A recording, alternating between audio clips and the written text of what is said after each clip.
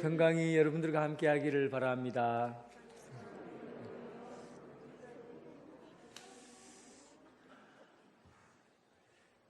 인사를 이렇게 하고 이쪽으로 고개를 돌리면 성가대는 다 자기끼리만 해요. 내가 인사하면 얼굴 좀 봐줘야 되는데 외국 사람들은 눈을 마주치지 않고 인사를 하면 굉장히 기분 나빠한답니다. 사람을 인정하지 않기 때문에 사기꾼인 줄 알아요. 그래서 눈을 마주치면서 인사를 해야 진짜 인사합니다. 주님의 평강이 여러분들과 함께 하길 바랍니다. 그렇죠. 예, 보기 좋지요. 예, 인사는 눈으로 하는 겁니다. 우리는 산에 올라갑니다. 산에 오른데 산에 올라간다고 그래요. 왜 산에 올라간다고 하냐면 왜 그럴까요? 높기 때문에. 높으니까 올라가고 낮으면 내려가죠. 당연히 산은 높기 때문에 올라간다고 합니다. 그런데 우리 신앙생활에서 신앙을 깊이 한 신앙의 선배들이 신앙을 표현할 때 뭐라고 하냐면 올라가는 길이다, 그렇게 표현을 해요. 신앙은 올라가는 길이다. 가르멜의 산길이라는 십자가의 요한이라는 사람이 쓴 책에 보면 이 사람이 굉장히 영성가입니다. 십자가의 성요한. 이분이 신앙을 한마디로 뭐라고 표현했느냐면 갈멜산에 오르는 길, 올라가는 길이다, 그렇게 말을 했어요. 그 신앙은 올라가면서 정상에 도달하는 것 같이 우리도 믿음 생활을 이렇게 올라가면서 정상에 이르는 그 길을 가야 된다는 그런 뜻입니다. 예루살렘이 해발 백두산보다가 더 높아요. 그래서 예루살렘으로 올라가는 길이 해발 777m인데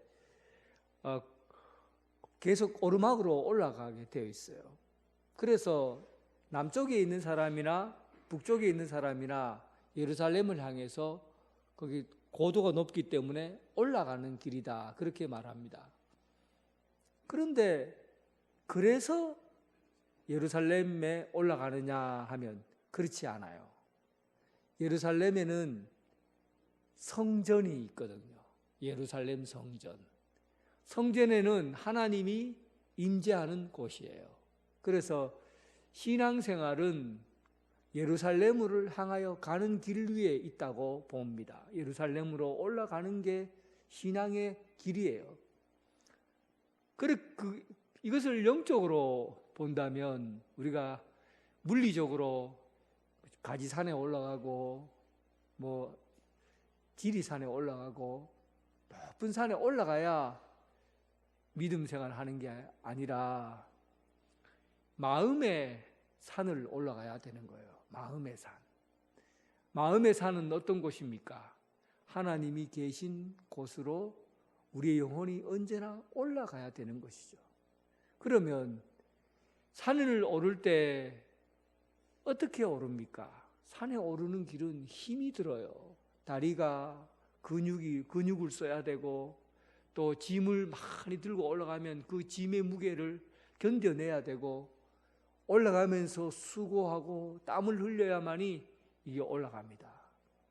그래서 신앙생활의 완성이라고 하기도 그렇고 신앙생활의 온전함을 이루는 것은 가만히 집에서 소파에 누워서 리모컨만 1번, 2번 누르고 있으면 신앙이 되어지는 게 아니에요. 여러분 신앙생활을 너무 편하게 가볍게 생각해요.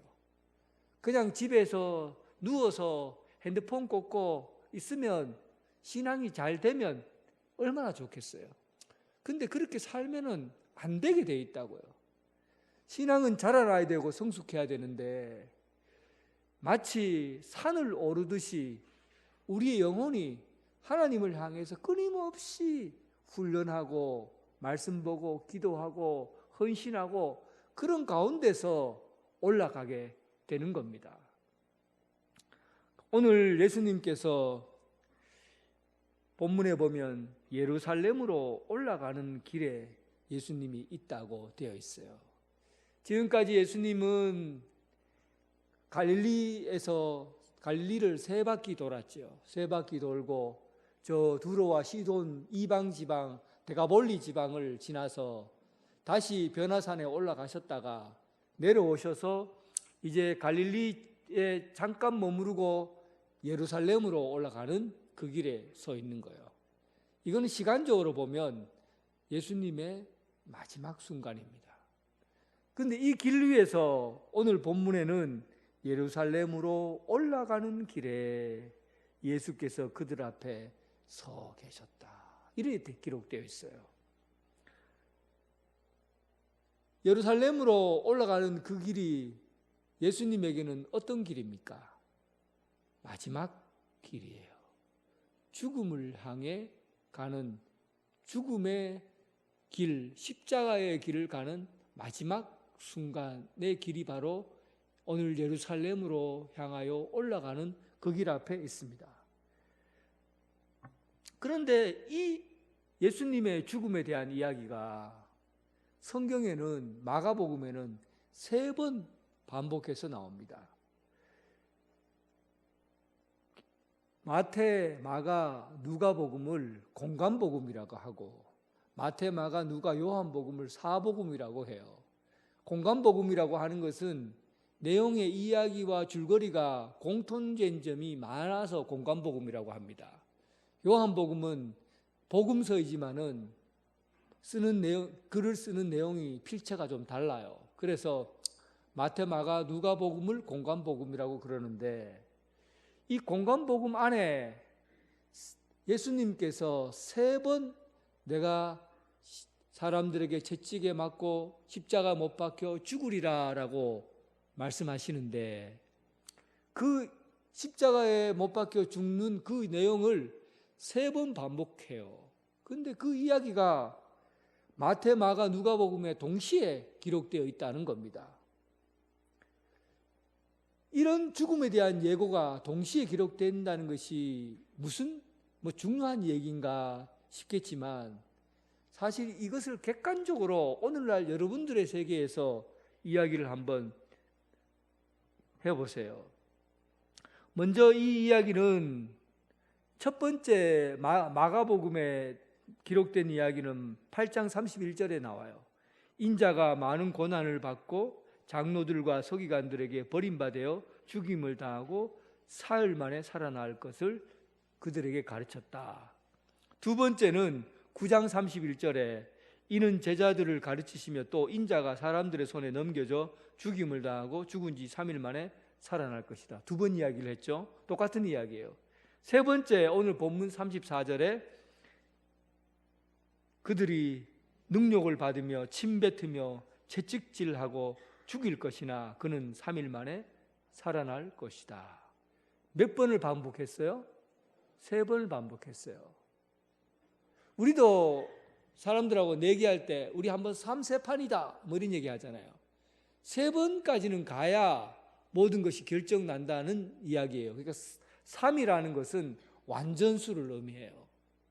예수님은 자신의 죽음에 대해서 완전한 계획 속에서 이루어진 사건임을, 예수님이 죽으시는 이 장면은 완전한 예수님의 계획 속에 있는, 죽음에 대한 계획 속에 있는 것이라는 것을 제자들에게 말해주고 있는 겁니다.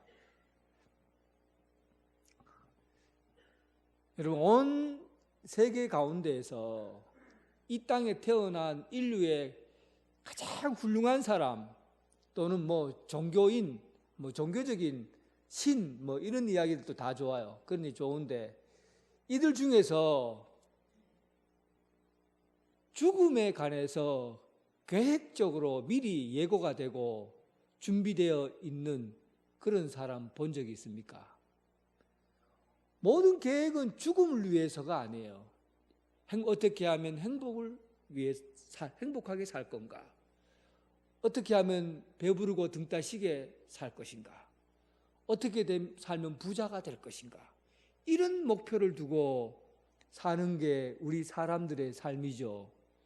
내가 어떻게 죽겠다, 이런 죽음을 가지겠다라고 계획하고 준비한 죽음이 세상에 있습니까? 예수님의 죽음을 보면요, 참 놀랍습니다. 이사야는 예수님이 태어나기 전에 500년 전에 태어난 사람이에요.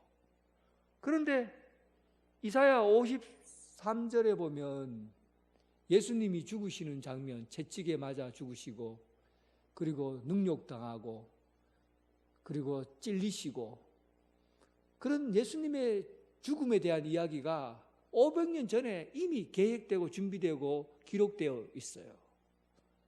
그리고 오늘 본문 말씀에 보면 3번에 걸쳐서 예수님의 죽음에 대해서 자세하게 기록하고 설명하고 있습니다.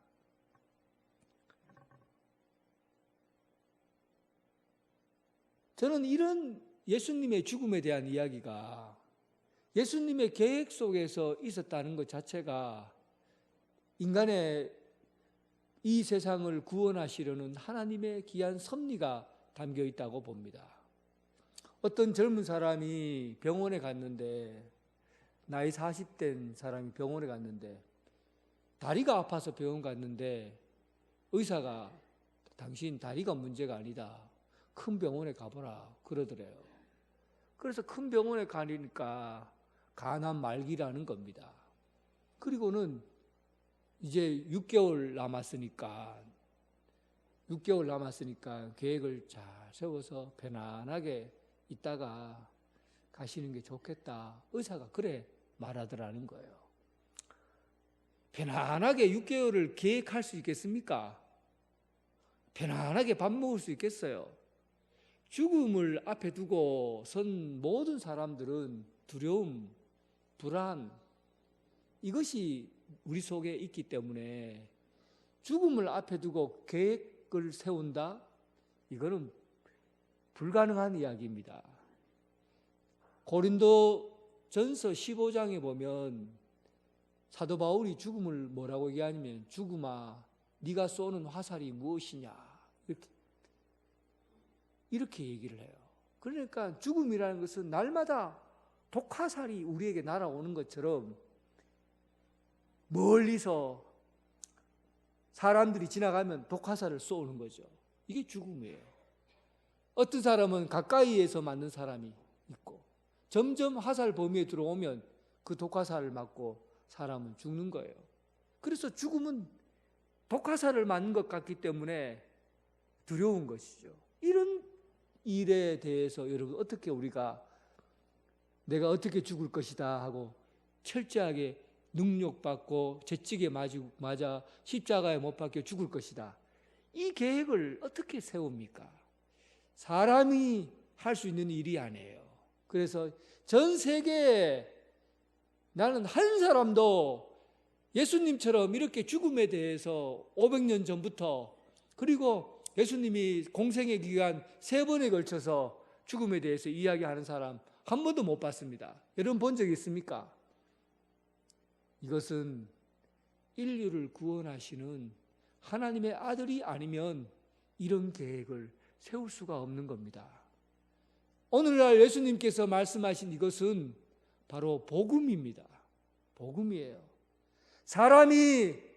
모든 사람은 죽음을 향해서 달려가고, 죽음을 향해 달려가는 그 길에는 두려움과 무서움과 절망밖에 없지만은 예수님께서 그 독화살을 온몸으로 받아내시면서 십자가를 지고 가셨기 때문에 우리 온 사람, 모든 죽어가는 사람들을 다시 살리시고 생명을 주시는 이 놀라운 일을 예수님께서 하신 겁니다. 이 계획을 예수님께서 말씀하고 있는 거예요, 제자들에게. 얼마나 놀랍습니까? 제자들은 예수님의 이 이야기를 3번이나 반복해서 들었는데 그 일이 놀랍질 않아요. 오히려 머릿속에 딴 생각만 하고 있는 거예요. 예수님께서 비유로 이런 말씀을 하신 적이 있어요.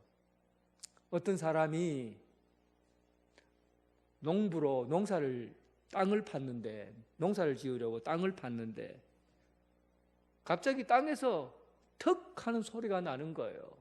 그래서 땅을 다 파보니까 거기에 뭐가 들어있습니까? 금은 보화가 쫙 들어있는 거예요. 돈이 엄청나게 많이 들어있는 거예요. 그리고는 땅에 판 그 돈을 탁 묻어놓고, 그때 당시에는요, 예수님 당시에는 은행이 없었잖아요. 그러다 보니까 돈이 생기면 돈이 많은 사람들은 땅에다 묻어놨어요.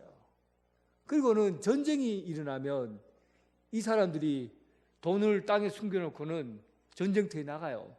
나가서 창에 맞아 죽어요. 그러면 땅의 것은 누구의 것입니까? 발견한 사람의 것이에요. 발견한 사람이 주인이에요. 그래서 이 사람이 땅을 팠는데 거기에 돈이 막 엄청나게 많은 거죠. 그래서 그 땅 주인이 돼야 되겠다 생각하고는 그 밭에 감춰진 보화가 너무 귀하니까 그 땅에 돈을 묻어놓고는 집으로 달려가고 집문서, 반문서, 그리고 양이든 뭐든지 싹 다 팔아요. 그리고는 뭘 삽니까? 그 땅을, 밭을 사는 거죠. 어떻게 이런 결단이 가능합니까? 밭에 묻혀진 보화가 지금 자기가 갖고 있는 보화보다도 훨씬 더 귀하고 가치 있다는 걸 알기 때문에 그 땅을 사는 겁니다. 이게 뭐라고요? 복음이라는 거예요. 이게 복음이라는 거예요.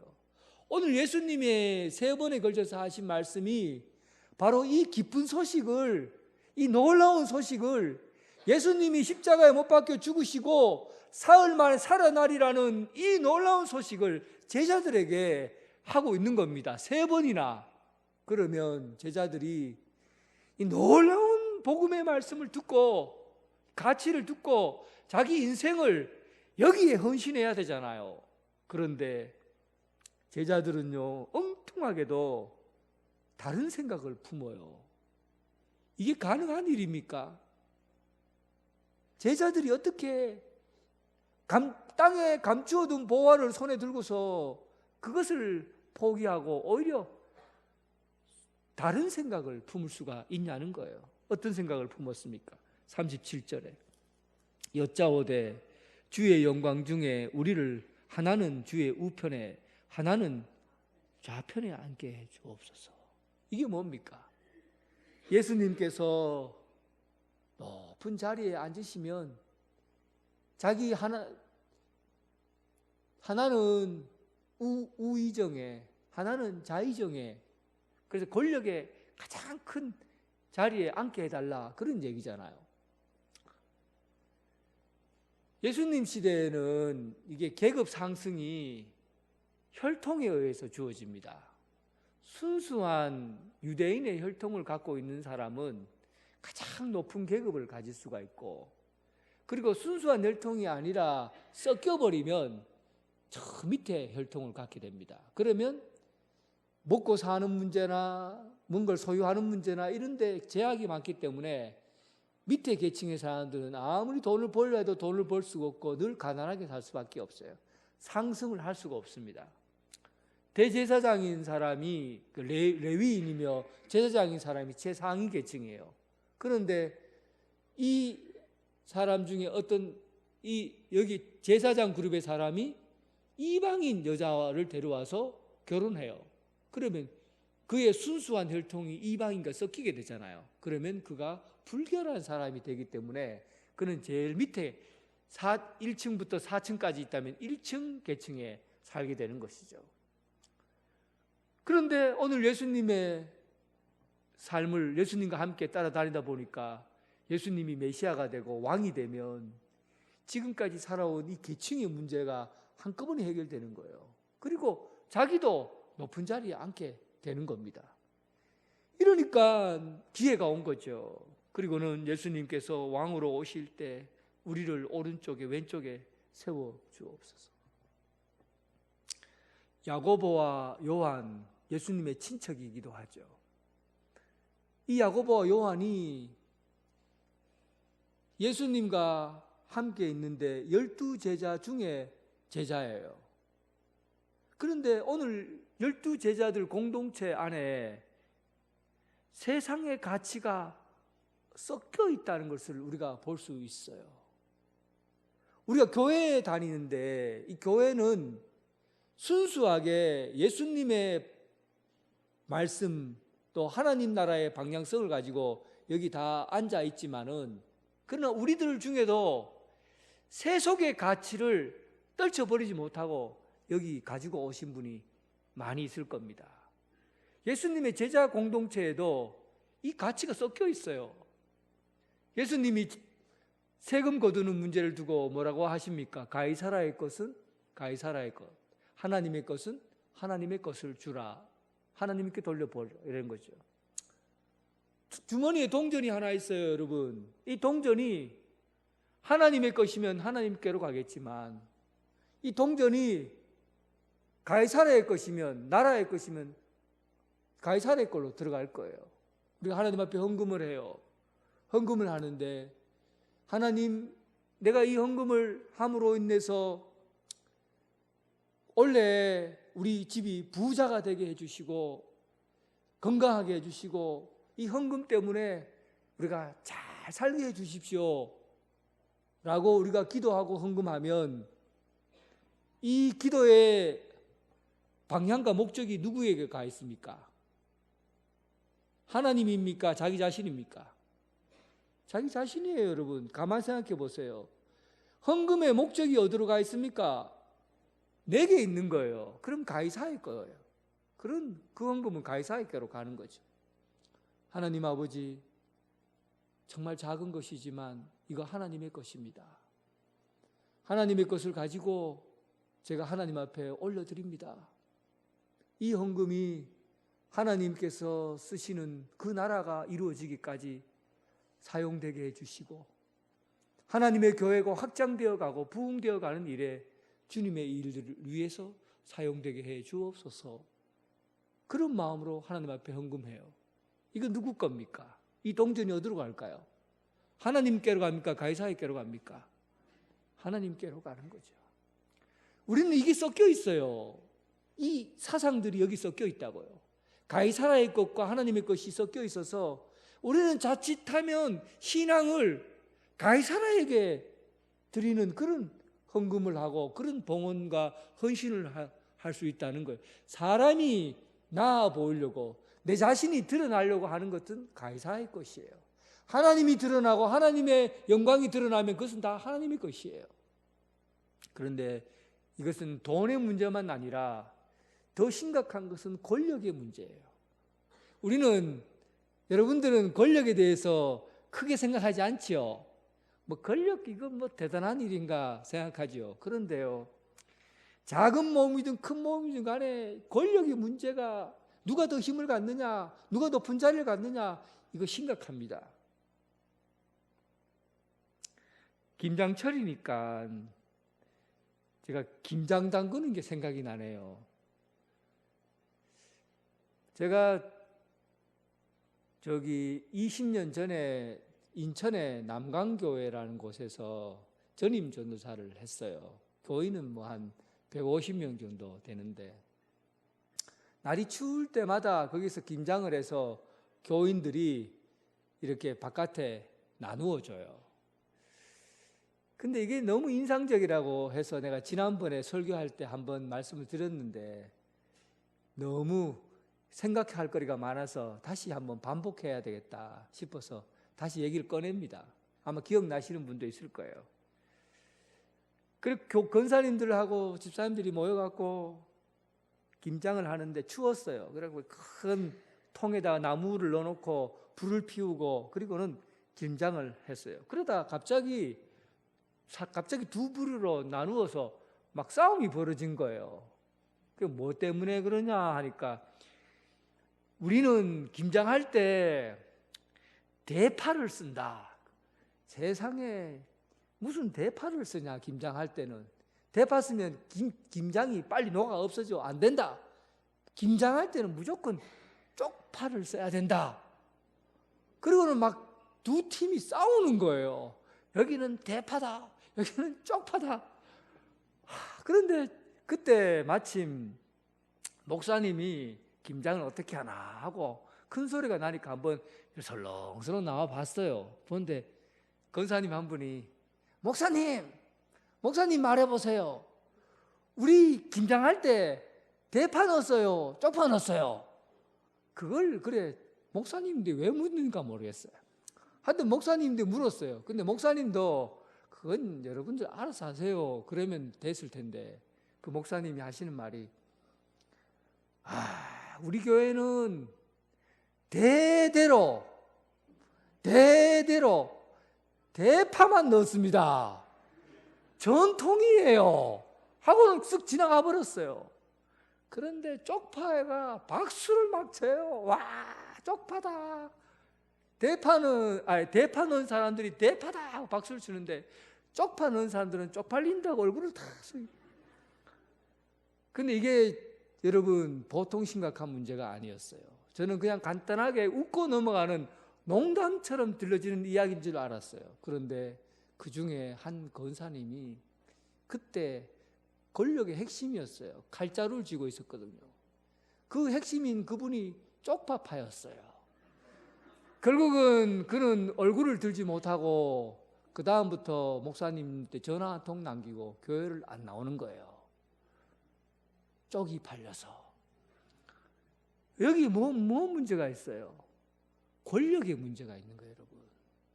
권력이 먼데 이야기가 아니라 이런 작은 공간 안에서도 누가 칼자루를 쥐느냐, 누가 힘을 갖느냐, 누가 더 높은 자리에 이름을 알리느냐, 여기에 이게 다 신앙을 넘어서는 그 밭에 감추인 보화보다도 더 귀한다고 생각하는 그게 권력의 문제로 드러난 거예요.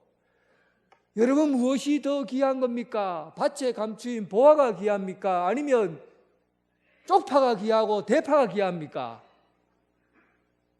여러분들은 이런 사소한 문제를 본질적인 문제랑 바꿔버린다니까요. 이 문제를 본질보다도 아주 하찮고 가짜는 문제를 더 중요시 여깁니다. 여러분들이 이야기는 아닙니까? 제가 전화를 몇 통 받았겠어요. 이런 일 저런 일 때문에 많은 전화를 받아요.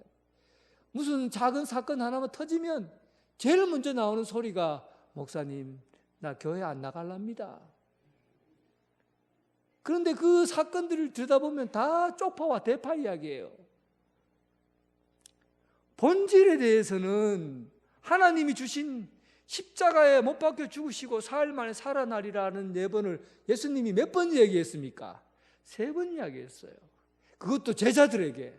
그런데도 불구하고 그 귀한 얘기를 듣지 않고 다른 이야기를 귀담아 듣고는 그리고는 하나님 나라 그 복음을 위해서 살지 않고 인간의 냄새가 나는 그런 인간적인 길을 가야 했던 것이죠. 예수님께서 이 문제가 심각한 문제인 걸 아셨어요. 보통 문제가 아닌 거죠. 그래서 이 문제를 어떻게 해결해야 되느냐. 같이 함께 했던 3년 동안 함께 했던 제자들조차도 이 모양인데 제자들조차도 가이사라의 것과 하나님 나라의 하나님의 것을 구분하지 못하는데 성도들 여기에 있는 성도들은 이거 구분하겠습니까? 예수님께서 너무 심각하게 받아들이시고 그리고는 그들에게 여러 번 말씀하시고 그리고 중요한 말씀을 하셔요. 44절에 예수님이 말씀하시는 길은 그것이 아니다. 이 길로 가야만이 우리가 살 수 있는 길이다라고 44절에 권력은 여기에서 나온다고 말씀하시는 거예요. 44절, 45절 함께 읽어보겠습니다. 너희 중에 누구든지 으뜸이 되고자 하는 자는 모든 사람의 종이 되어야 하리라. 인자가 온 것은 섬김을 받으려 함이 아니라 도리어 섬기려 하고 자기 목숨을 많은 사람의 대속물로 주려 함이라. 이게 어떤 길이에요? 십자가의 길입니다. 결국은 이 세상을 뒤바꿔 놓고 변화시킬 수 있는 길은 십자가의 길 외에는 없어요. 오늘날 여러분 세상을 바꿔놓겠다고 막 소리치고 데모하고 하지 마라 하지 마라 그런다고 해서 세상 바뀝니까? 여러분 그 대안이 될 수 없습니다. 착각하지 마십시오. 참된 대안은 여기에 있습니다.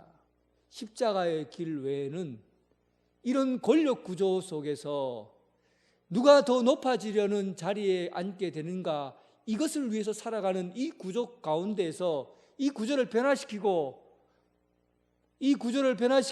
바꾸어 나가는 유일한 길은 십자가의 길밖에 없습니다. 더 낮아지고 겸손해지고, 그리고 싸워서 이기려고 하지 말고 내 자신을 죽여서 섬기는 자가 될 때, 그럴 때 사람이 변하고 교회가 변하고 나라가 변합니다. 오늘 여러분 십자가로 세상을 변화시키는 여러분 되시길 주님의 이름으로 축원합니다.